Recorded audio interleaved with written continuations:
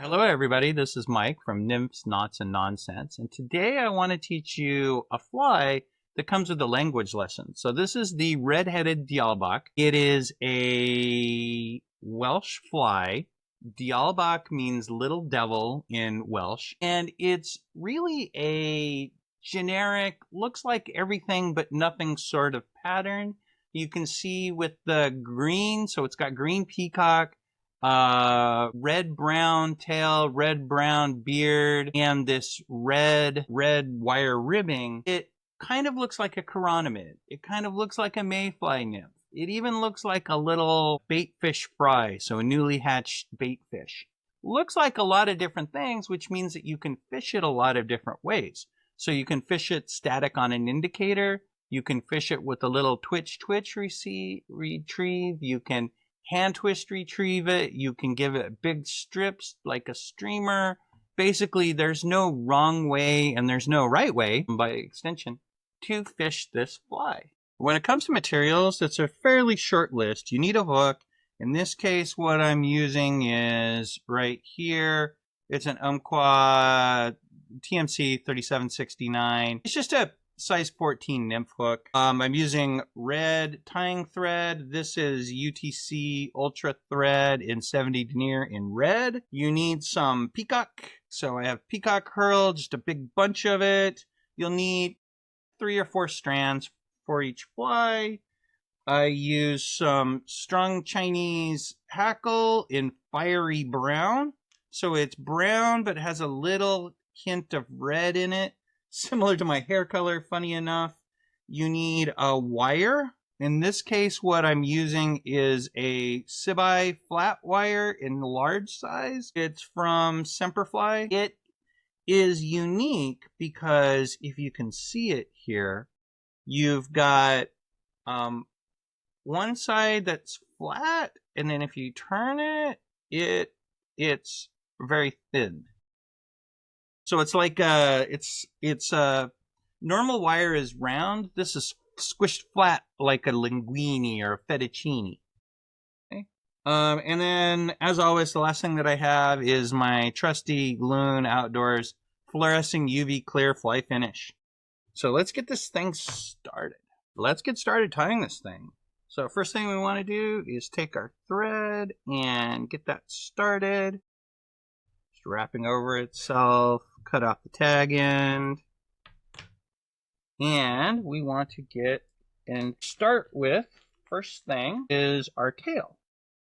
So we take one of these strung hackle feathers, right? They look like this. And the reason I use these is because A, they're cheap. But B, they've got these nice longer fibers. You can't use this for a dry, but it works incredibly well for a wet.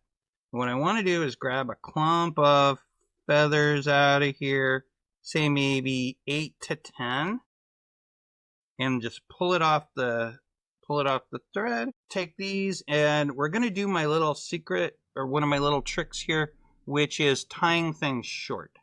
So I'm going to take this and size it up a little bit so it hangs over the edge, and we're just going to go tie that in. And we're going to tie it back. So notice I keep a little bit of upward pressure here so that as I wrap this, that tail stays right on the top of the hook. Okay, and I'm going to take that back right to the tip of the hook because I'm going to tie it short. Next thing that I need is wire. So I take my wire here, and those of you who have seen this before know I take my wire and I take my multipliers and I crimp it maybe 1/8 of an inch-ish. And what that does is as you lay it down, it adds texture to the wire so that it doesn't slide out when you start to wrap it. So I'm going to go ahead and wrap that in, wrap over the top a little bit, come back to the center. Now I need some Peacock Herl. And what you want to do is get 4 pieces of Peacock Herl. You take these like this, and you see the ends are all uneven. You might even have the little white pieces where it was plucked directly from the skin, and you just want to take those and pair them up and cut them off so that way they're nice and even. lay those down. And I am leaving a little bit of room at the head because the head has a tendency on these to get a little bit crowded, especially when you start wrapping that wire, because the wire is a little bit thicker than, say, brassy wire. I'm going to do my trick here where I hold it up just a little bit so that way as I wrap down it doesn't twist down the hook. I'm going to go right to where I started everything. Okay, now bring my thread back up to the front. Let's throw in a half hitch here. As always, shorten my line back up and swing my dubbing or my bobbin cradle, around over here to the side. Take these 3 or 4 pieces of Peacock herl and I'm going to wrap these in rotary style right next to each other. Okay, bring around there. Things look good. Get that cradle out of the way here. I'm just going to wrap over the top of it. One loose, one tight. And we are going to wrap that 3, 4. Cut those out of there. Now for this, a lot of times I'll use these scissors. These are like a midge scissors. They've got this really skinny tip. If you want to compare it to my regular, like this is my regular scissors. Regular scissors here, that midge tip is here, and you can see the difference in size. So that gives me a little bit more precise cut. And I have another trick, which is I'll put my hand here on the vise, hold my material, and anchor my fingers on each other in order to give me a more stable platform to cut that. And once I cut that, give it the V with my fingers, pull back. In this case, there's not going to be a lot of material, but wrap that in. Now I'm going to give it another half hitch, another little cute half hitch, shorten my line again, bobbin cradle over, and I'm going to wrap my sabari, but I'm going to counter wrap it. So I'm going to go, normally I wrap over the top away from me. This case, I'm going to wrap it towards me and do this rotary. And you want to put these, you'll see with this thicker, larger wire, it lays out and makes a really nice candy cane looking action there. That's what I love about this fly, is it gives you that candy cane look to it. Okay, now I got that perfectly well. Take my cradle out of the way. Wrap over the top. There's 1, there's 2, there's 3, there's a 4, couple in front, another one over that. And for this one, because the wire is a little bit thicker, I actually have to use the wire cutters to cut it off. So I'm just going to go like this, cut that guy off, take my fingernail, and smooth that down so that way that tag end isn't sticking up. I'm going to add a little bit more here. Now I want to go back to my feather.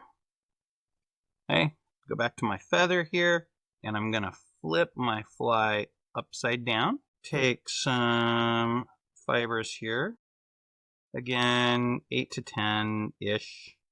It's not a precise science. And we're going to take those, clump them together, and I want to take these roughly to the end of the body where I tied it. So take it like that,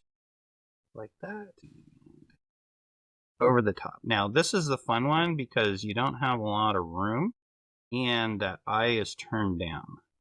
So there are a couple ways to do it. One is you stick it through the hook and tie it in, or through the eye of the hook and tie it in. Another one is you tie it sticking forward and then bend it back.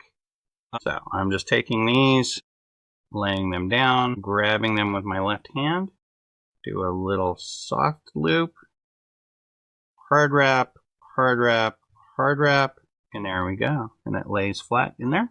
Now take my little midge skeezers and cut that guy off right there. I'm going to go in, maybe a couple wraps over the top. And bring them back to normal here. And we are ready to finish this off. 3.5 hitch. Yeah. Do my patented no tool whip finish. Tied it off. Wiggle it left and right. We are good. Cut off my thread and add just a tiny drop of my UV resin. I'm going to spin that so it doesn't sag or make a big bulge in one area, and then I'm UVing it over the top in order to harden that resin. And one last little step here, which is take a bodkin and poke it through the hole, because yes, I did get a little bit of extra resin in there. And poke it from this side. Okay, and that is the finished fly. As always, thanks for watching, and I will see you in the next video.